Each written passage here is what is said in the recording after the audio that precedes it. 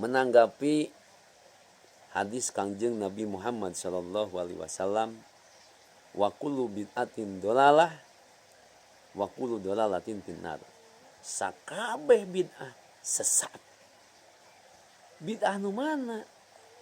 Tadi jawab ku Syekh Ibrahim Al-Bajuri, nyatana bid'ah akidah. Sabab bid'ah aya dua. Hiji secara garis besar ya. Hiji bid'ah akidah. Bid'ah akidah yang berurusan dengan i'tiqadiyah, seperti bahula sok aya keris, aya batu ali dan sebagainya. Aya bahasa kieu tong mi Gusti tapi kudu dipusti pusi ta eta mah cenah meunang. Padahal tah nu kitu nu disebut ahli bid'ah. Jadi ngingu keris, barang keramat, teu percaya mah. Da lamun percaya kana keris mah puguh eta mah musyrik. Teu percaya mah. Tapi ngukut di manian eta kalembetna bid'ah akidah. Jelemana anu ngalaksanakeun disebut ahli bid'ah dolalah. Aya deui nu kadua bid'ah syar'iyyah. Kasauran Ibnu Syekh Ibrahim Al-Bajuri, seorang dosen dari Universitas Al-Azhar, dituangkan dina kitab Tuhfatul Murid nomor 4 halaman 132 bahwa bid'ah syar'iyyah kabagi 5. Sakapeung wajib, seperti ngabukukeun Al-Qur'an.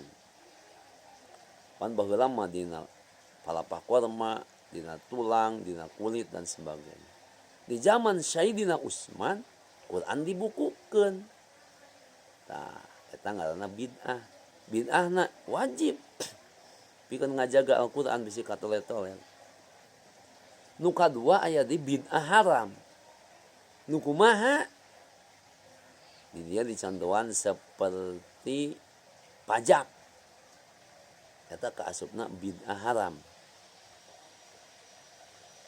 Nomor katilu bid'ah makruh. Seperti mana? Di dia mah dicontohanana dina kitab Tuhfatul Murid mah seperti ngagindingan masjid. Loba tulisan-tulisan dan sebagainya. Cek pikih oge pan eta teh ngaganggu kana salat. Maka di dia kalebatna bid'ah makruh. Nomor kaopat aya di bid'ah sunat. Seperti mana? Seperti salat sunat tarawih. Eueuh ti Kangjeng Nabi na. Mata tarawih mah ihtilaf. Aya 8. Aya di anu 20. Aya di 30 genep. Wajar bid'ah. Mesti ngotek tak hadis tarawih moal aya da bid'ah. Nah, kaasupna bid'ah sunat nu dilaksanakeun di zaman Sayyidina Umar bin Khattab. Nomor ka-5 aya deui bid'ah wenang. Bahkan nu pangheulana ayana bid'ah wenang teh ieu contona di dieu mah seperti nyieun tipung. Eta kaasupna bid'ah wenang.